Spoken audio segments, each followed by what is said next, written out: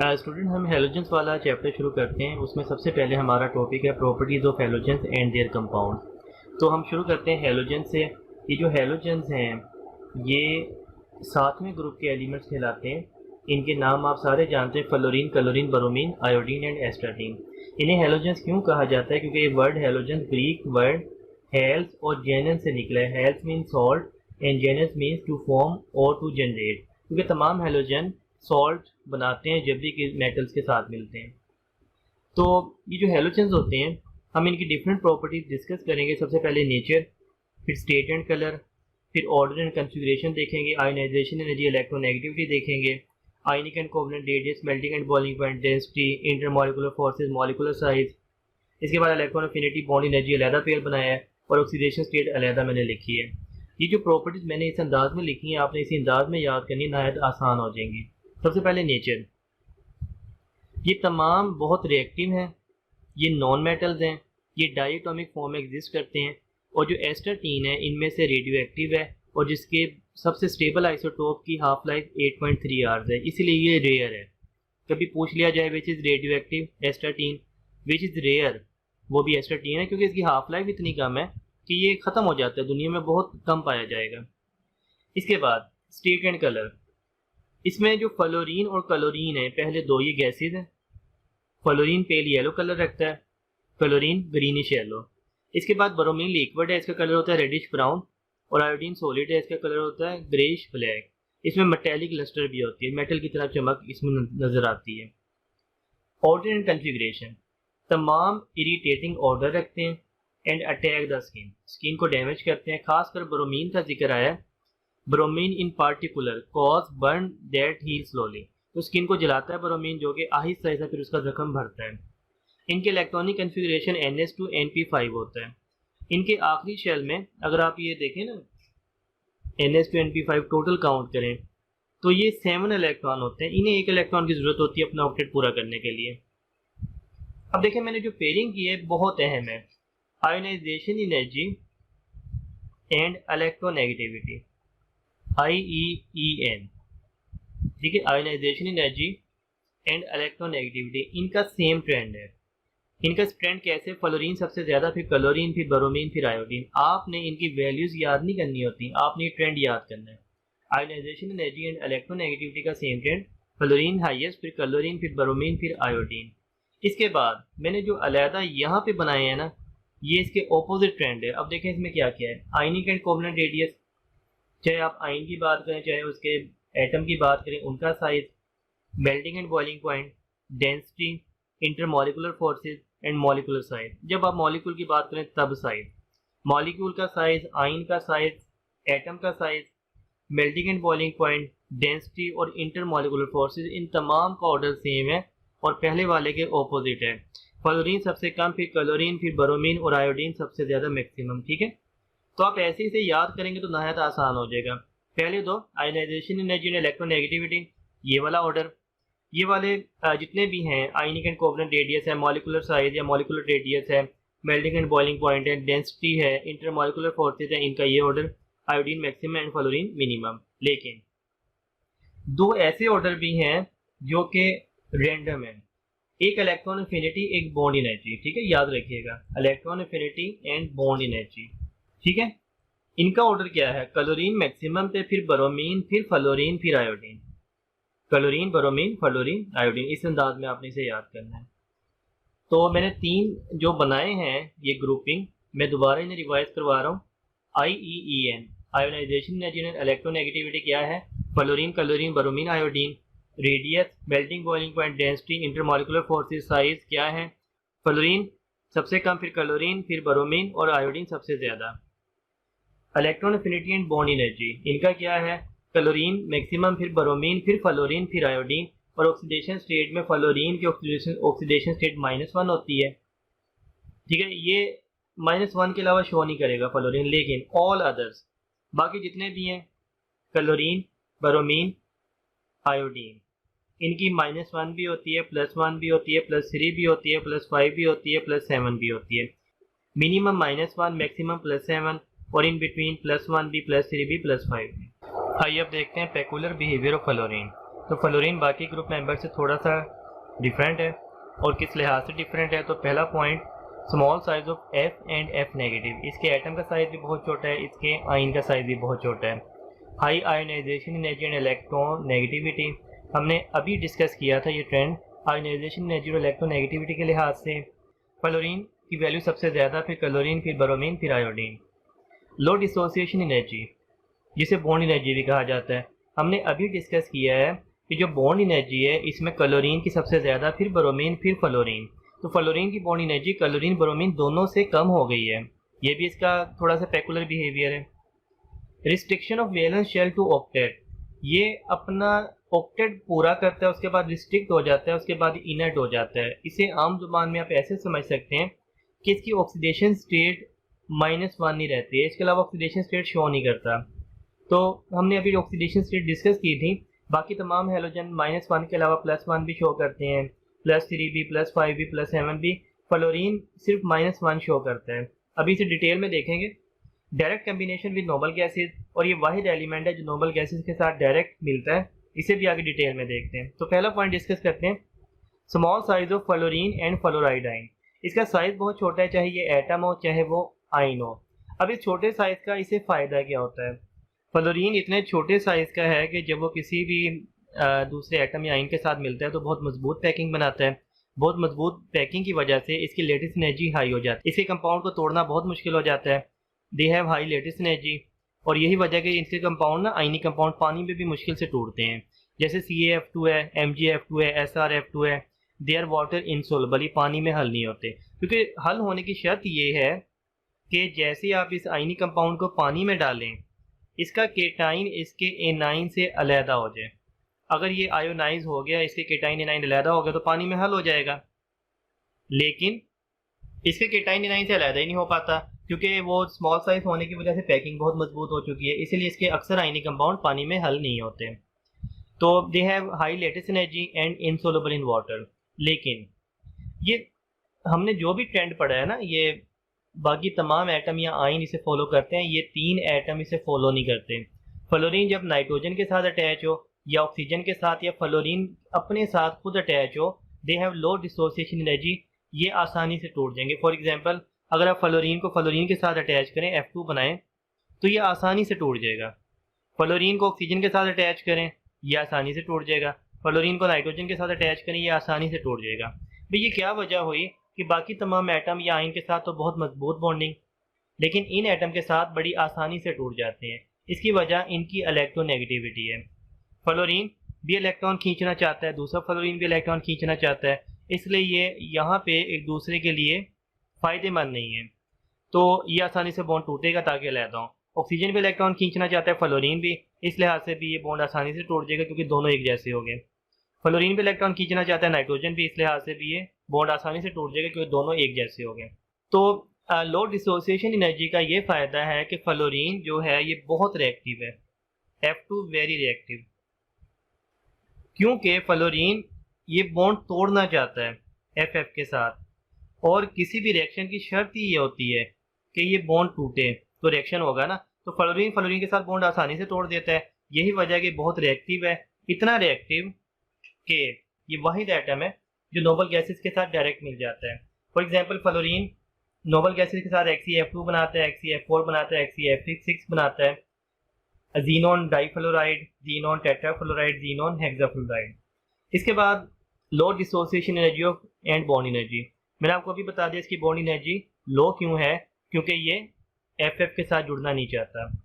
और restriction of valence shell to octet, ये अपना ऑक्टेट पूरा करने के बाद रिस्ट्रिक्ट हो जाता है, ये ऑक्सीडेशन स्टेट -1 शो करता है, इसे जो चाहिए वो मिल गया तो इसके बाद ये इनर्ट हो जाता है। यही वजह है कि फ्लोरीन के जो कंपाउंड होते हैं ना, जैसे CF4 है या SF6 है, इसमें फ्लोरीन -1 पे आ चुका है। जब फ्लोरीन -1 पे आ गया, इसका ऑक्टेट पूरा हो गया, अब ये बिल्कुल ही इनर्ट हो चुका है, ये रिएक्शन नहीं करेगा। क्यों नहीं करेगा? क्योंकि फ्लोरीन की ऑक्सीडेशन स्टेट -1 हो गई है, इसकी और कोई ऑक्सीडेशन स्टेट हो ही नहीं सकती, और फ्लोरीन दूसरे एटम के साथ बहुत मजबूत बॉन्डिंग बनाता है। तो फ्लोरीन के कंपाउंड हमेशा इनर्ट हुआ करेंगे इन तीनों एटमों के साथ बने कंपाउंड के अलावा, ठीक है। और फ्लोरीन हमेशा -1 ऑक्सीडेशन स्टेट शो किया करेगा। ये भी मैंने आपको बता दिया, direct combination with noble gases. तो ये था peculiar behaviour of fluorine. Student हम डिस्कस करते हैं प्रॉपर्टीज़ ऑफ हाइड्रोजन हेलाइड्स। तो हाइड्रोजन हेलाइड्स हैलोजन के एसिड होते हैं। इसमें HF शामिल है, HCl, HBr एंड HI। ये तमाम हैलोजन एसिड भी कहलाते हैं, ये हाइड्रोजन हेलाइड भी कहलाते हैं। State and colour, hydrofluoric acid colourless है और वोलेटाइल लिक्विड है, लेकिन बाकी जो तमाम है HCl, HBr, HI ये कलरलेस गैसेज हैं। तो ये लिक्विड है, बाकी तमाम गैसेज हैं तमाम कलरलेस। ये लिक्विड इस वजह से कि इसमें हाइड्रोजन बॉन्डिंग होती है, और ये गैसेज इस वजह से कि इनमें हाइड्रोजन बॉन्डिंग नहीं होती। लेकिन तमाम के तमाम फ्यूम प्रोड्यूस करते हैं मॉइस्ट एयर में, produce fumes in moist air, और ये तमाम के तमाम इरिटेंट हैं। ठीक है, तो हम डिटेल में पहले हाइड्रोफ्लोरिक एसिड को डिस्कस करते हैं और इसकी प्रॉपर्टी डिस्कस कर लेते हैं। उसके बाद तमाम हैलोजन एसिड को डिस्कस करेंगे। इसमें एक ऐसी खूबी है जो किसी और एसिड में नहीं है, HF में। क्या? अटैक ग्लास, ये वाहिद एसिड है जो कि शीशे के साथ रिएक्शन कर जाता है ग्लास के साथ, इसीलिए आप इसे ग्लास में नहीं रख सकते। ये नॉन एक्वस सॉल्वेंट के तौर पे यूज़ होता है, क्योंकि HF में हाइड्रोजन बॉन्डिंग होने की वजह से इसकी प्रॉपर्टीज़ ना ऑलमोस्ट वाटर जैसी होती हैं। तो ये वाटर जैसा होने की वजह से अगर आपने कोई ऐसा सॉल्वेंट यूज़ करना हो जो कि वाटर ना हो, उसे नॉन एक्वस सॉल्वेंट कहते हैं किसी रिएक्शन के लिए, तो फिर HF को प्रेफर किया जाता है नॉन एक्वस सॉल्वेंट के तौर पर। ये चूँकि ग्लास के साथ रिएक्शन कर जाता है, फिर इसे कहाँ पे रखा जाता है? इसे टेफ्लॉन में रखा जा सकता है, जो कि पॉली टेट्राफ्लोरोइथाइलीन है। ये एक पॉलीमर प्लास्टिक है, तो या तो आप इसे प्लास्टिक में रख दें, या इसे आप कॉपर या स्टेनलेस स्टील के वेसल में रखें, अगर ये मुकम्मल तौर पर ड्राई फॉर्म में आपने लिया है। एनहाइड्रस होना चाहिए, इसमें वाटर नहीं होना चाहिए। और अंडर वैक्यूम, आपको वैक्यूम लगाना पड़ेगा, उसमें एयर भी ना आए और मॉइस्चर भी ना आए। ठीक है, तो फिर आप इसे स्टेनलेस या कॉपर के वेसल में भी रख सकते हैं। जहाँ तक इसकी विस्कोसिटी की बात है, HF की विस्कोसिटी वाटर से थोड़ी सी कम होती है। वैसे HF भी विस्कस होता है, वाटर भी विस्कस होता है, लेकिन HF की विस्कोसिटी वाटर से कम क्यों है? क्योंकि HF में हाइड्रोजन बॉन्डिंग होती ज़रूर है, लेकिन 3 डायमेंशनल नहीं होती। वाटर में हाइड्रोजन बॉन्डिंग 3 डायमेंशनल होती है, इसीलिए HF की विस्कोसिटी वाटर से कम है। Association in liquid state, in vapour state, तो लिक्विड स्टेट में तो HF हमेशा इस फॉर्म में रहेंगे जो कि एक चेन की फॉर्म में आपस में जुड़ते चले जाएंगे। क्योंकि लिक्विड स्टेट में इनमें हाइड्रोजन बॉन्डिंग होती है, तो आप इन्हें ऐसे शो करते हैं। लेकिन वेपर स्टेट में क्या होता है? वेपर स्टेट में ये देखा गया है कि HF मोनोमर की फॉर्म में भी रहते हैं, मतलब कि इंडिविजुअली HF दूसरे HF से अलग हो जाते हैं। ये एक HF है, ये दूसरा HF है।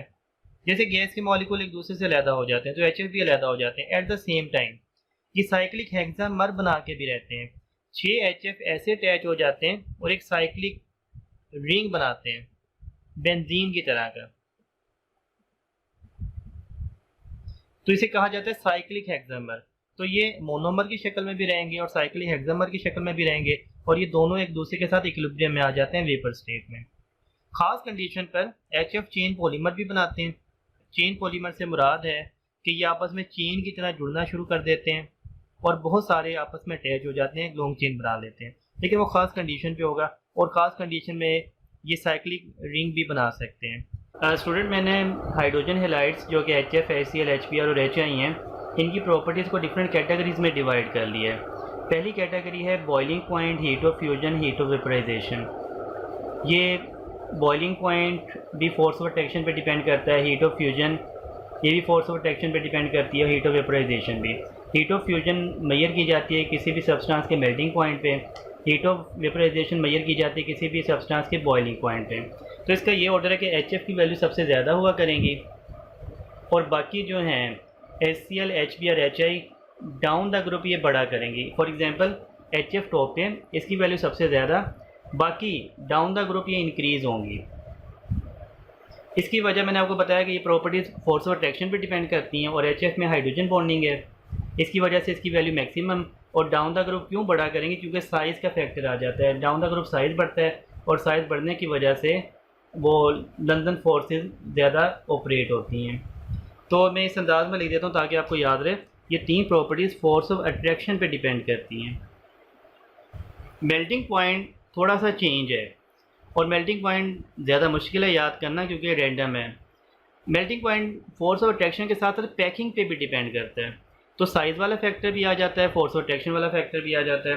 इस लिहाज से एच आई का सबसे ज़्यादा मेल्टिंग पॉइंट है, क्योंकि एच आई में क्या है, साइज़ बड़ा होने की वजह से अट्रैक्शन आ गई। इसके बाद एच एफ में हाइड्रोजन बॉन्डिंग है, और ये एच सी एल और एच बी आर का इनसे कम है। इसकी वजह ना इनके साइज़ इतने बड़े हैं, ना इनमें हाइड्रोजन बॉन्डिंग आती है। तो एच आई यहाँ पर डोमिनेंट, फिर एच एफ, और इसके बाद H B R, H C L. इसे थोड़ा याद करना मुश्किल हो जाएगा। इसके बाद है बॉन्ड लेंथ, रिड्यूसिंग स्ट्रेंथ और एसिडिक स्ट्रेंथ। ये तीनों का एक ही जैसा ट्रेंड है। बॉन्ड लेंथ साइज़ पर डिपेंड करती है, तो साइज़ के लिहाज से आप जानते हैं आयोडीन वाले का साइज़ बड़ा होता है, तो आप बॉन्ड लेंथ के हिसाब से याद रखिएगा। एच आई सबसे ज़्यादा, फिर एच बी आर, फिर एच सी एल, और एच सी एफ सबसे कम। इस लिहाज से ये ऑर्डर है, एच एफ सबसे कम, फिर एच सी एल, फिर एच बी आर, फिर एच आई। क्योंकि डाउन द ग्रुप साइज़ बढ़ता है तो बॉन्ड लेंथ भी बढ़ेगी। और इसी लिहाज से आपने याद करना है, यही ट्रेंड है रिड्यूसिंग स्ट्रेंथ का, यही ट्रेंड है एसिडिक स्ट्रेंथ का।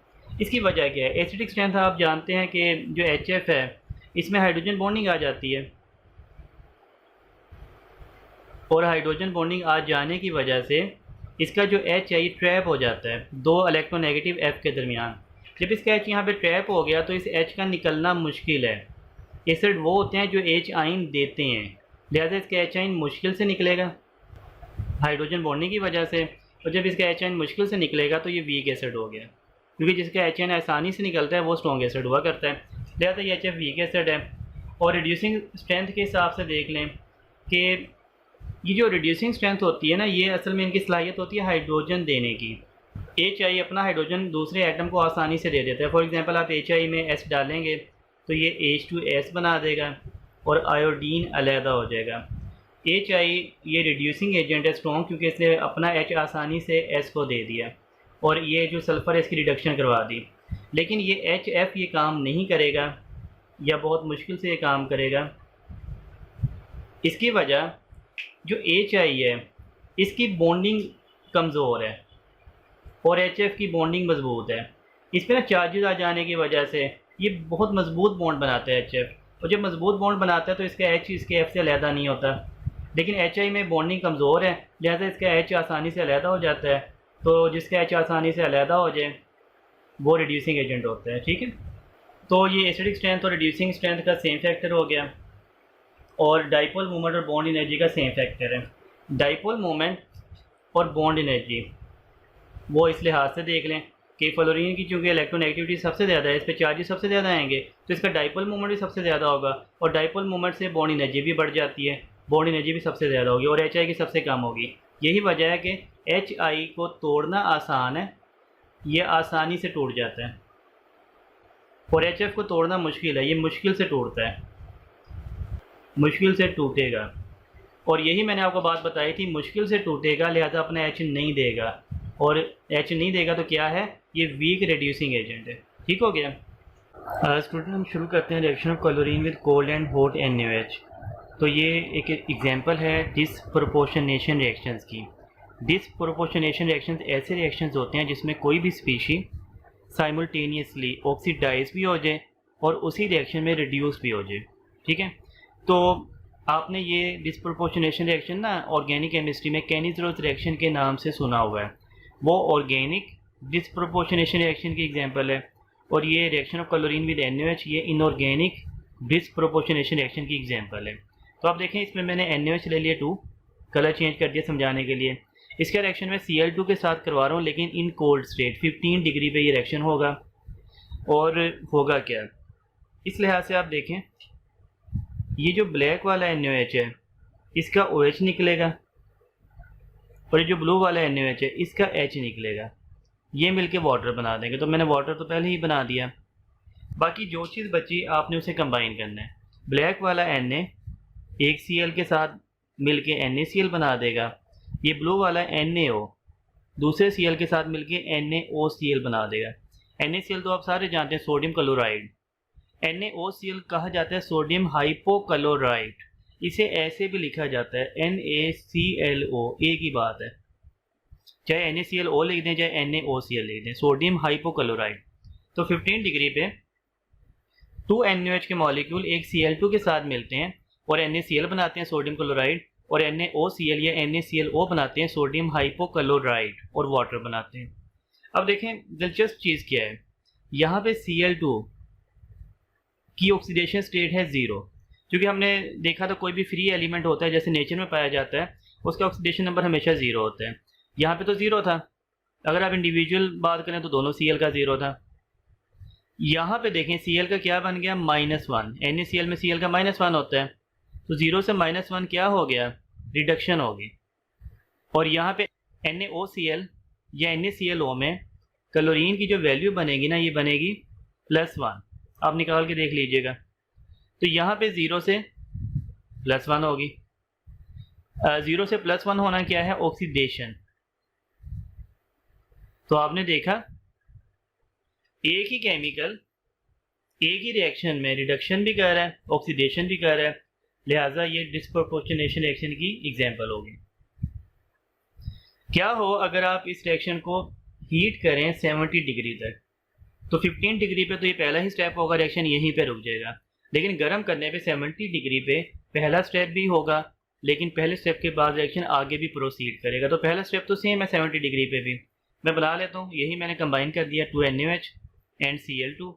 आफ्टर रिएक्शन ये वही बनेगा NaCl, NaOCl एंड वाटर, या NaOCl को आप NaClO भी लिख सकते हैं। लेकिन ये पहला स्टेप होने के बाद रिएक्शन यहाँ पे रुकेगा नहीं, क्योंकि अब आपने 70 डिग्री तक हीट किया है, 15 डिग्री पे यहीं पे रुक जाता है।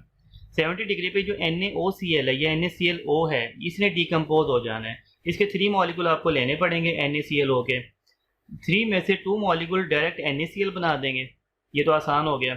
बाकी जो एक बचा वो एक Na बचा, एक Cl बचा, और बाकी जितने भी ऑक्सीजन बचे वो बनाएंगे NaClO3। इसे कहा जाता है सोडियम क्लोरेट। तो 70 डिग्री पे इसने बनना है, सोडियम क्लोरेट ने।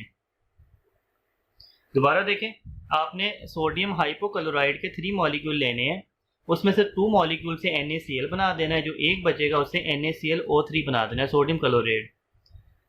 अब देखें एक प्रॉब्लम यहाँ पे आया कि NaClO3 आपको 3 यूज़ करने पड़े, लेकिन बना कितना था, एक बना था पहली इक्वेशन में, लिहाजा आपको पहली इक्वेशन को 3 से मल्टीप्लाई करना पड़ेगा ताकि आप 3 यूज़ करें तो 3 बनाएं भी ना, बनेंगे तो 3 यूज़ होंगे ना। तो पहली इक्वेशन को 3 से मल्टीप्लाई कर देते हैं, ये हो जाएगा 6, ये हो जाएगा 3, ये हो जाएगा 3, ये हो जाएगा 3 और ये हो जाएगा 3। ठीक है, अब आप दोनों इक्वेशन ऐड करें। 3 से मल्टीप्लाई इसलिए किया क्योंकि NaClO 3 यूज़ हो रहे थे और एक बन रहा था, लिहाजा वो 3 बनने चाहिए थे। तो जो केमिकल कैंसिल आउट हो रहे हैं उन्हें कैंसिल आउट कर दीजिए, NaClO इससे कैंसिल आउट हो गया। बाकी देखें 6NaOH plus 3Cl2 after reaction 3 and 2 5 NaCl and NaClO3 and 3 water. तो 70 डिग्री पे फाइनल ये इक्वेशन बनेगी। और अगर आप इसमें क्लोरीन की ऑक्सीडेशन स्टेट देखें तो यहाँ पे 0, NaCl में -1 और NaClO3 में बनेगी +5। तो आप अगेन देख लें, 0 से -1 पे जा रहा है रिडक्शन और 0 से +5 पे जा रहा है ऑक्सीडेशन। तो ये 70 डिग्री पे भी डिस्प्रोपोर्शनेशन रिएक्शन है और 15 डिग्री पे भी डिस्प्रोपोर्शनेशन रिएक्शन ही था। आइए student oxidising properties of halogen discuss करते हैं। तो ऑक्सीडाइजिंग प्रॉपर्टीज़ के हिसाब से फ्लोरीन सबसे अच्छा ऑक्सीडाइजिंग एजेंट है, फिर क्लोरीन, फिर ब्रोमीन, फिर आयोडीन। अब ये ऑक्सीडाइजिंग एजेंट होते क्या हैं?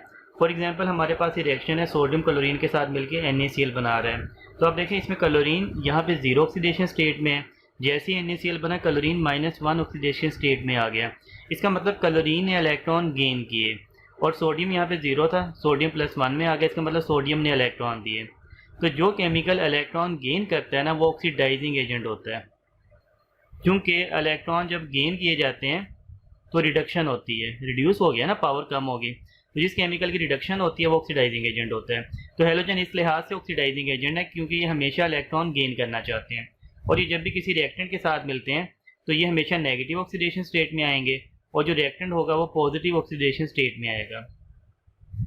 फैक्टर्स, ऑक्सीडाइजिंग प्रॉपर्टीज डिपेंड किस पे करती हैं? तो ये 4 बातों पे डिपेंड करती हैं। एनर्जी ऑफ डिसोसिएशन, केमिकल कितनी आसानी से टूट जाता है।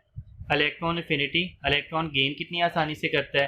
हाइड्रेशन एनर्जी, वाटर में डिजोल्व करो तो हाइड्रेशन एनर्जी कितनी इवॉल्व होती है।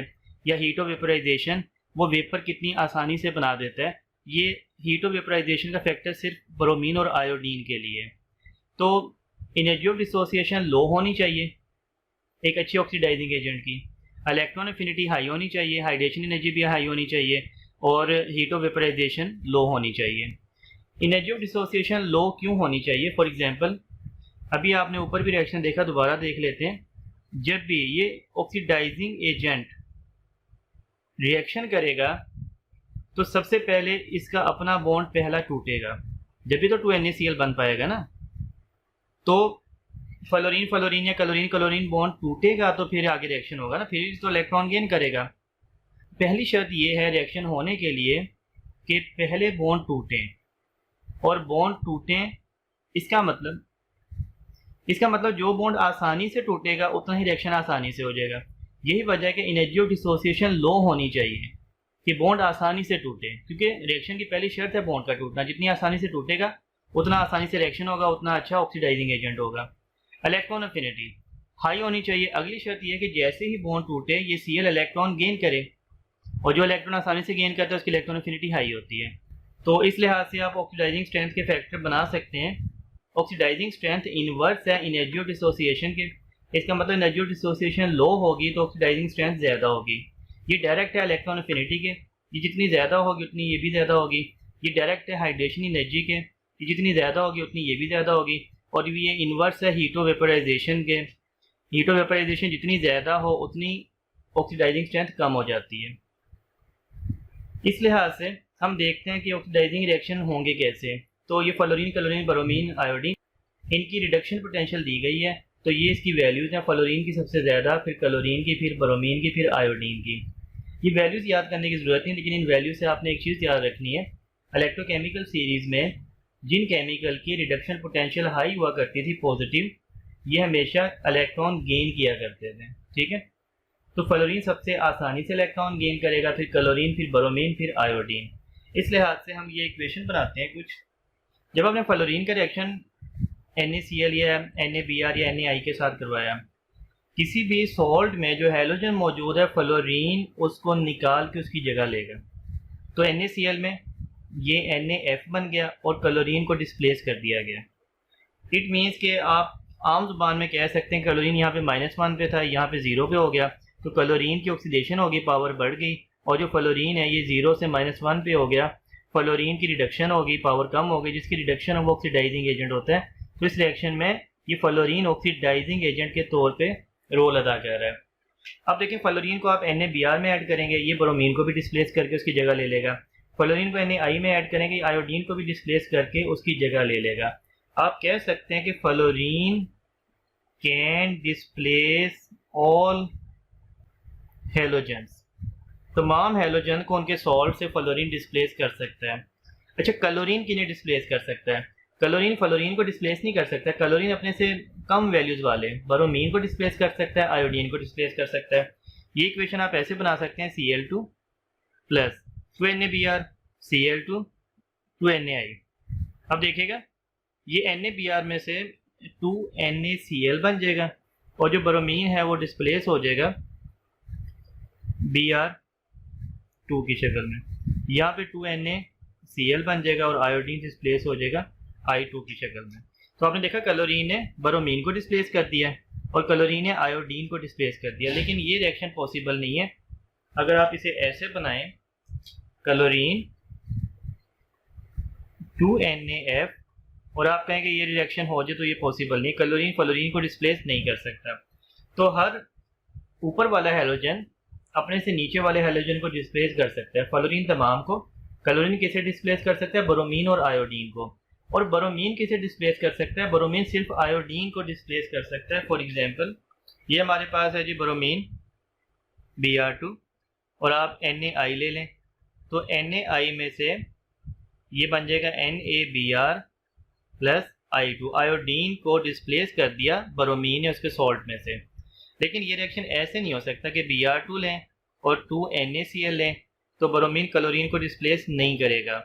आप ये रिएक्शन भी नहीं करवा सकते, Br2 लें 2NaF लें, ये रिएक्शन भी नहीं होगा।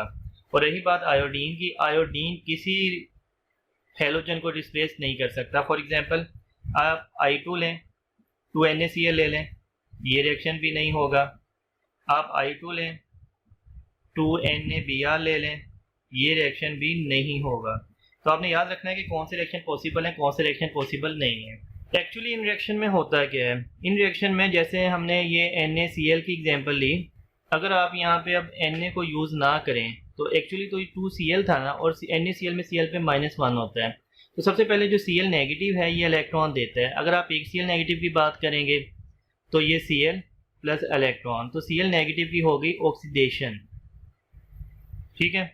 अगर आप ये यहाँ पे 2Cl नेगेटिव लेते हैं तो ये Cl2 बन जाता है ना, और 2 इलेक्ट्रॉन दे देते हैं। ये 2 इलेक्ट्रॉन असल में फ्लोरीन गेन करता है। एक फ्लोरीन को 1 इलेक्ट्रॉन चाहिए, F2 की शक्ल में फ्लोरीन होगा 2 इलेक्ट्रॉन चाहिए, और ये 2F नेगेटिव बना देता है। इसकी होगी रिडक्शन। तो